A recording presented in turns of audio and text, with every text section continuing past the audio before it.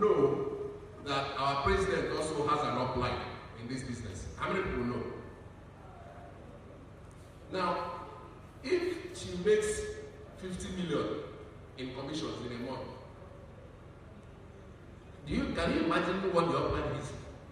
And the person is not his or her sale. You are the one that sold. But by virtue of me being the one that brought you into the business and teaching you, not just that I brought you and dumped you. That's the mistake people make in network marketing.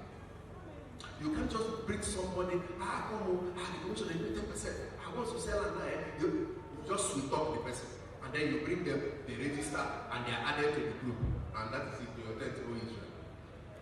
That's not how it ought to be. You owe the person a duty. Yes, I know the question somebody asked me sometime was like, what if me, myself, I don't even know it? Then who is it that brought you into the business? The person owes you that duty. We understand that we and the developers, we have a partnership. And we cannot do everything end to end. If it was left for us, we would have gone to a particular land, take a surveyor there and say, allocate to all our clients, alright? But we'll still have to form something called an engagement with the developer to make sure that allocation is done, to make sure that our clients' properties are given to them.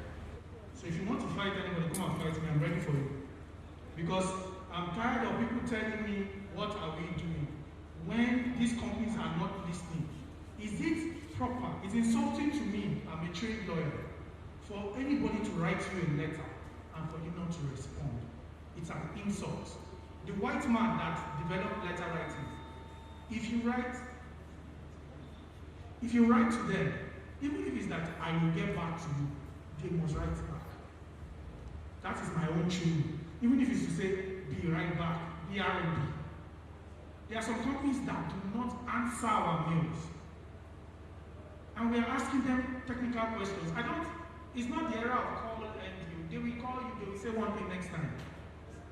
So we put everything in writing.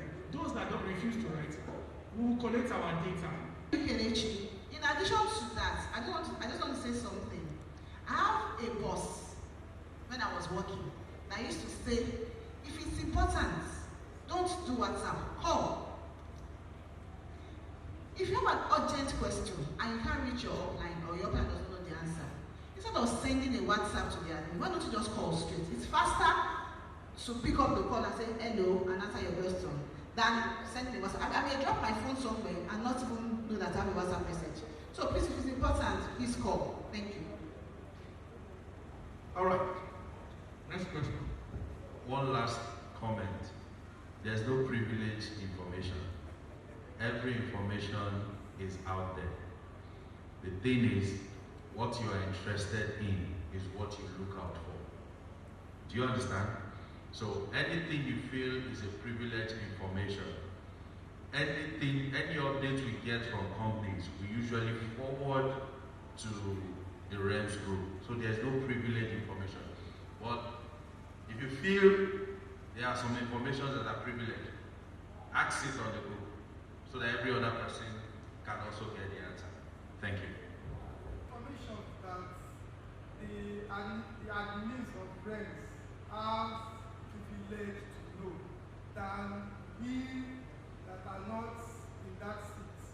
For example, if I ask my upline a particular question, it might still be online to me or any of the admin. So instead of me asking the upline, why not contact you? That's if you are available. So I do not see anything wrong in another person maybe texting or calling. At times I do call Mr. Simon and he replies. So I think we should not feel that it is only my downline I should attend to. That's just how I. Can I tell you something that will shock you now? Let me talk of me now, my own involvement. Since Thursday, between Thursday and now, me standing here, I have not slept for 4 good hours. So you can imagine them, just because of this program. But you see, we're all here sitting. Because it's we just sit down. See, the preparation that goes on events becomes yourself, you don't know, unless you have arranged, you have organized one yourself. Now you can imagine somebody is calling me or texting me when we are busy running around for this, and I don't pick or I don't respond immediately. Many people who have started me up here, if you notice, it's in the midnight that I want to reply your messages, or very early in the morning. Most times I will beg my friend to try so that I can. Do you understand? Not that you won't. No. That is why also, if you notice at times, it will be as if MFK is just with her phone, waiting for questions. You ask back, she don't answer. No group 7, back, don't answer. Or Barrister Sue, back, she will just be, I need fire for you, back, go on. It doesn't mean that he doesn't have anything doing. For 24 years, George has been in sales and marketing, subdivisions in various industries such as oil and gas, pharmaceuticals, agro, allied, FMCG, hospitality, and served in various capacities. He started his career as a food soldier salesman and later rose to the position of national sales manager and thereafter founded the Selling Champion Consulting Limited and Robin George Concepts Limited. As a training consultant, George has developed over 300 training programs that help professionals and organizations in goals actualization. George is married to his friend Maureen, and they are blessed with 2 awesome boys. George is fondly known as the Selling Champion. I am proud, I am honored, I feel elated to welcome to our midst the Selling Champion himself, the man that has written so many books, sales professional books, Mr. George Emetuche.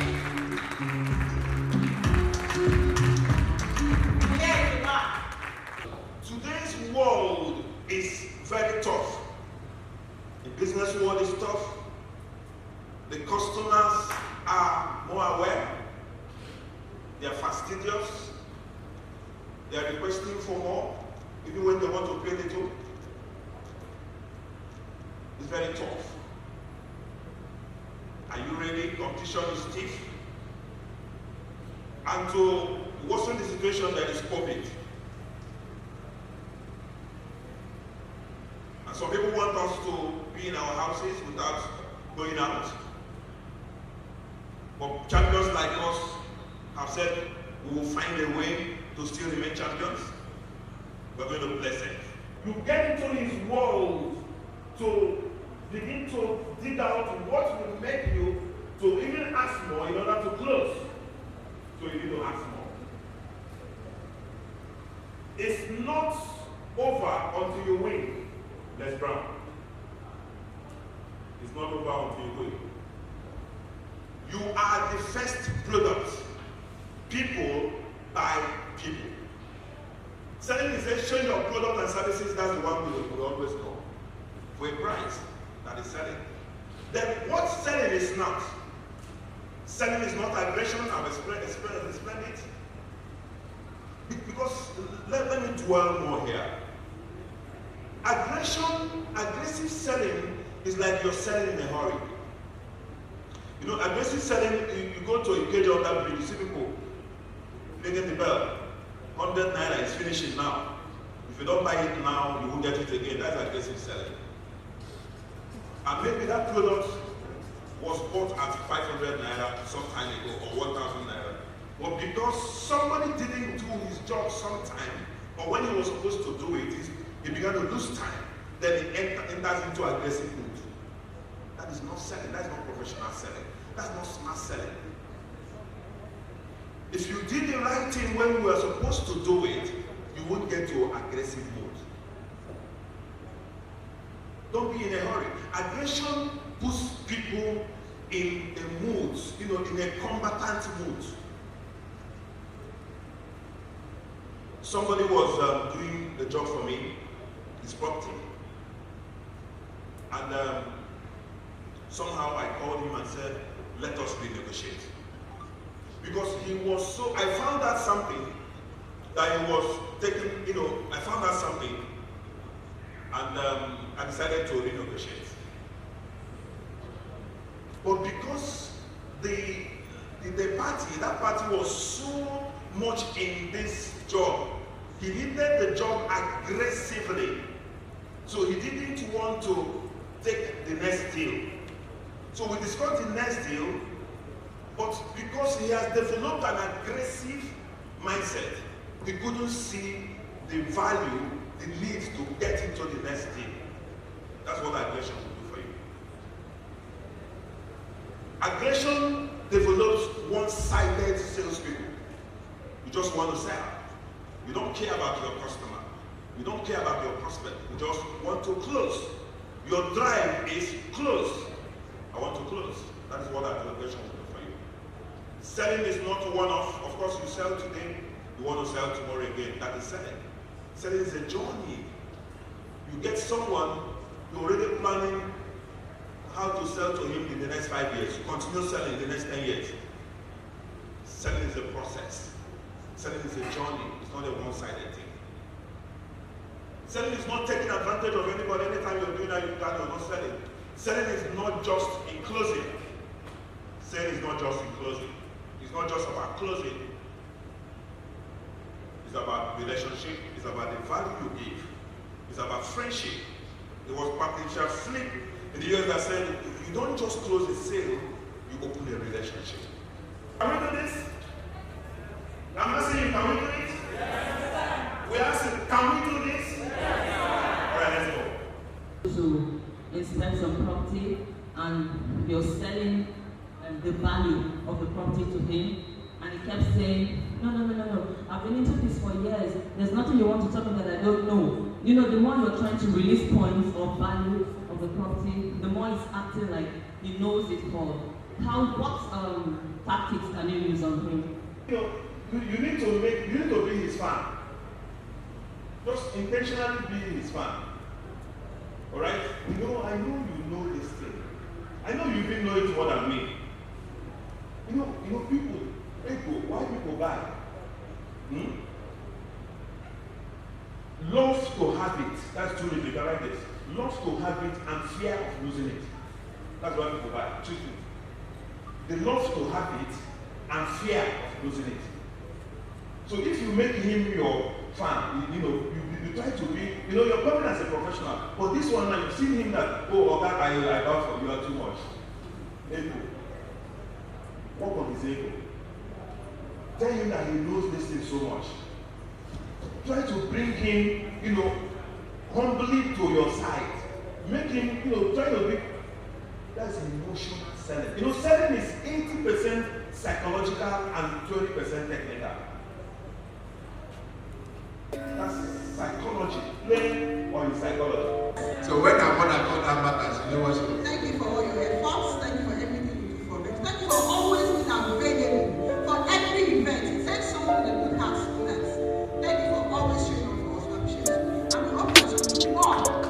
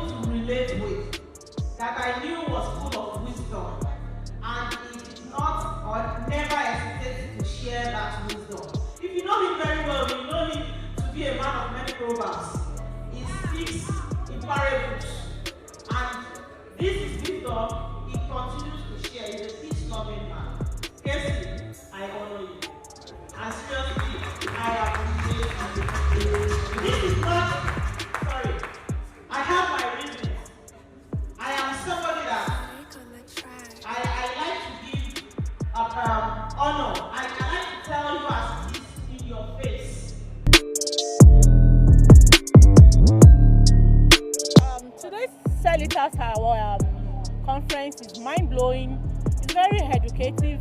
I mean, the information we got today is going to, it's enlightening my mind on the way to do it better. Yeah. So how do you feel about the award? Oh my God, I'm super excited because I wasn't expecting it. You know, I was just serving, and I'm so grateful for the directors and the REMS Nation. So how do you feel about your award today? Okay, so the honest truth is that I didn't expect it. And okay, so when my name was mentioned, the reaction from everybody got me like, eh, me. So basically, like, I didn't expect it, but overall I am thankful. Yes, Sonia is one of the awardees. I'm sure you have learned a lot from today's training. Yes, I did, yeah. Okay, I learned about emotional marketing. You know, marketing is more of emotional.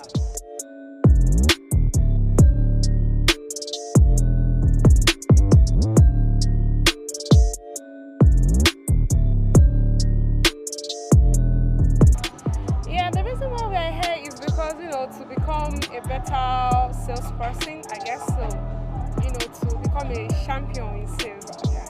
Okay, can you tell us the meaning of REMS? Real estate millionaires. Oh, that's good. So what have you learned so far from the speaker?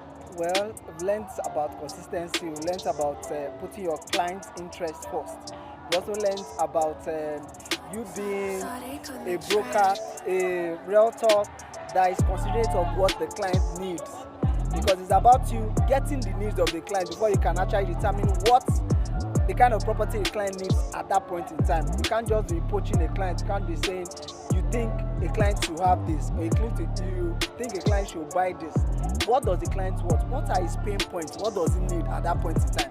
Here with Mr. George Emetuche. You are welcome, sir. Thank you very much. It's an awesome event, and you can see from the faces of everyone here. And I love capability building, and I love what your organization, your association have done today.